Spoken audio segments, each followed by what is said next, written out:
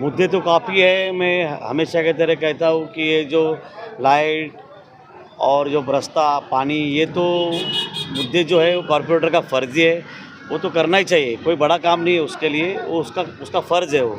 उसने किया तो कोई मेहरबानी नहीं किया। असली मुद्दे ये है कि 50 साल में जो ये कॉरपोरेटर जो अभी इलेक्शन में खड़े हैं, उसमें के सभी मैक्सिमम प्रत्याशी एक ना एक बार कॉरपोरेटर बन चुके हैं। पिछले 50 सालों में चिता कैंप का 149 का ट्रॉम्बे कोलिवाड़ा का जैसा चाहिए ऐसा विकास हुआ नहीं है। सभी मुद्दे पेंडिंग है। ऐसा कौन सा मुद्दा जो बोलोगे पूरा हुआ है? डेवलपमेंट का मुद्दा तो कुछ हाथ ही नहीं लगा उसको अभी तक।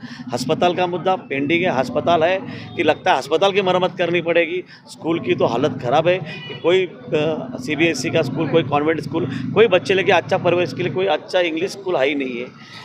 और गार्डन की तो हालत देखते कि गार्डन में मिट्टी ज़्यादा, कचरा ज़्यादा, और गार्डन मतलब कोई मैदान है ही नहीं।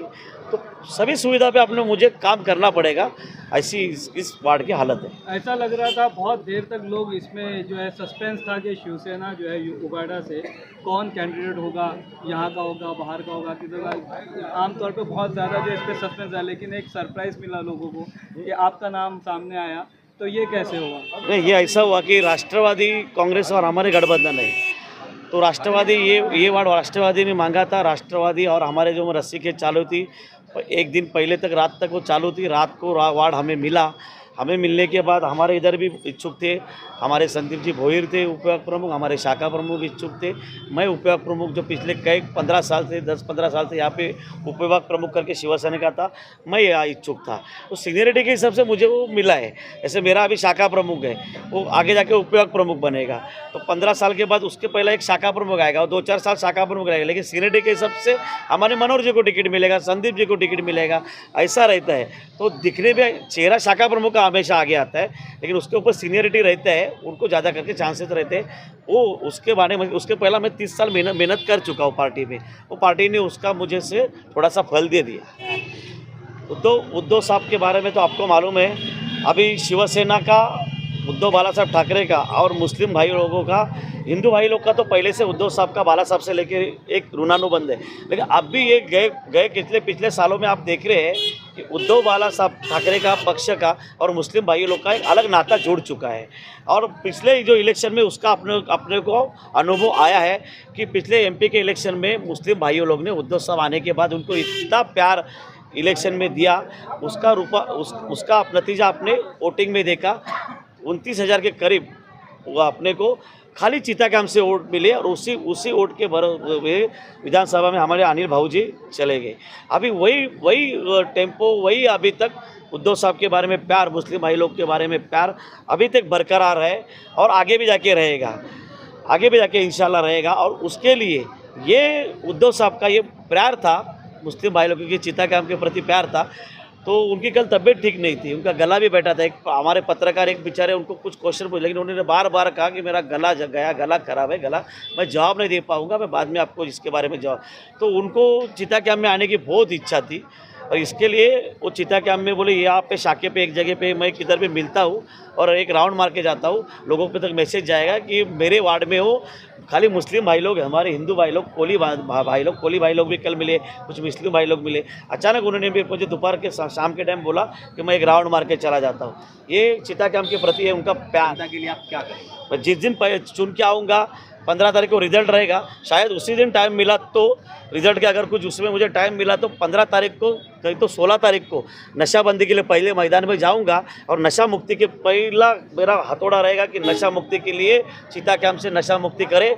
और उसके बाद दूसरा रहेगा कि अस्पताल के लिए, जो अस्पताल है, बड़ा अस्पताल के लिए जगह मिलती तो ठीक है, नई जगह है तो जो अस्पताल है वो अस्पताल में अपन जो फर्स्ट एड बोलते हैं, प्राथमिक सुविधा, फर्स्ट जैसे आदमी को इमरजेंसी जो होती है वो इमरजेंसी ट्रीटमेंट मिलनी चाहिए, उसके लिए कोशिश करूँगा। बाकी तो मुद्दे हैं, फिर मैदान ग्राउंड बनाना है, स्कूल बनाना है, ये मुद्दे तो है।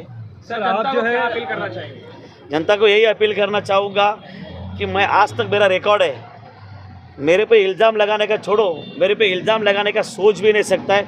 इतना 30 साल के राजनीति पे अपने आप को एक साफ़ सुथरा इंसान रखा हूँ, वाइट कॉलर। मैं जब मेरे बारे, मैंने अभी तक आप लोगों, पत्रकार लोगों के माध्यम से लोगों को कहना चाहता हूँ कि मैंने अभी तक तो किसी से चंदा निकाला नहीं, और इसके बाद भी किसी व्यापारी से, किसी घर वाले से चंदा निकालूंगा नहीं।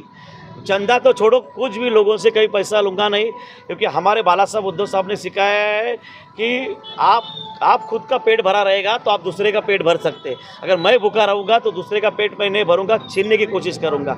और मेरा पेट भरा हुआ है, मैं वेल सेटल हूँ, मेरा अच्छा खासा कारोबार है, बिजनेस है। मुझे इस चित्तागांव से जनता से, ट्रॉम्बे कोलीवाड़ा के जनता से, हमारे कोली बांधव है जो, उनसे किसी से भी मेरे को किसी भी काम में और किसी से ठेकेदार से, कॉन्ट्रैक्टर से मैं 1 रुपया लूँगा नहीं। ये आप उसके सबूत है। और इसके बाद कोई घर बनाता है अपना, कोई गरीब या अमीर अपना घर रिपेयर करता है, घर बनाता है, दुकान बनाता है, तो उसके लिए भी नगर सेवक बन के मेरा उसका फ़र्ज रहेगा। मुझे पैसा तो 1 रुपया नहीं चाहिए।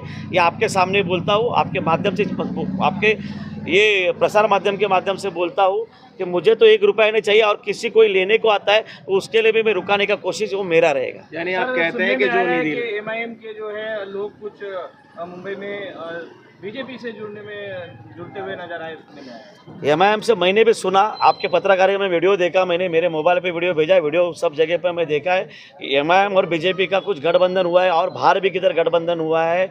अगर ये ऐसी युति होती है, छुपी या ओपन युति होती है, तो लोगों के सामने ये देखना चाहिए, लोगों ने इसके बारे में सोचना चाहिए। अगर ये सच है तो देश के लिए कितना ये लोग ने धोखादायक है। मतलब अपने सामने दिखावा एक अलग करते हैं और अंदर से कुछ अलग करते हैं। तो ऐसे लोगों से अच्छा आपके सामने जो उद्धव बाला साहब ठाकरे का जो कैंडिडेट अरुण हुले, जिसका निशानी मशाल है, वो उद्धव बाला साहब आज डट के खड़े हैं सरकार के विरोधात।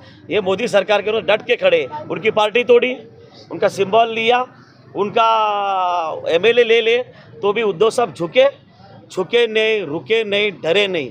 और वो आज भी सरकार के सामने डट के खड़े हैं। तो मेरे मुस्लिम भाई लोग से, हिंदू भाइयों से अपील है, ऐसा आपको विरोधी पक्ष नेता भी आज हम हैं, विरोधी पक्ष का जो उद्धव साहब जो लड़ रहे हैं, जो डट के खड़े हैं, उनके कैंडिडेट को आप जिता के दीजिए, मशाल को जिता के दीजिए और उनके हाथ मजबूत कीजिए। इसके लिए मेरी बार बार रिक्वेस्ट है। और मेरे ख्याल से मैं आपको बोलता हूँ कि ऊपर वाले की दया से सभी जगह पे, सभी लोगों में माहौल अच्छा है। आप खुद पत्रकार जानते हैं कि हिंदू भाइयों लोग में और मुस्लिम भाई लोग में, अंदर से रहने दो, शांति में रहने दो, ऊपर से रहने दो, ओपन रहने दो। वो चलाएंगे तो मेरे ख्याल से दूसरा उनके पास कोई मतलब ऑप्शन नहीं है। इसके लिए सभी लोग चलाएंगे तो वो मशाल ही चलाएंगे। धन्यवाद।